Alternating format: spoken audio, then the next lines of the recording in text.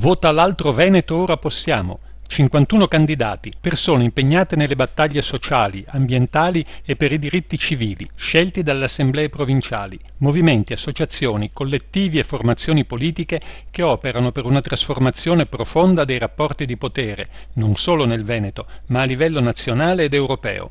Un programma ampio e articolato, elaborato in vari gruppi di lavoro sulla sanità, l'ambiente, il lavoro, la casa, i diritti civili. Per tutti la nostra candidata presidente, Laura Di Lucia Coletti.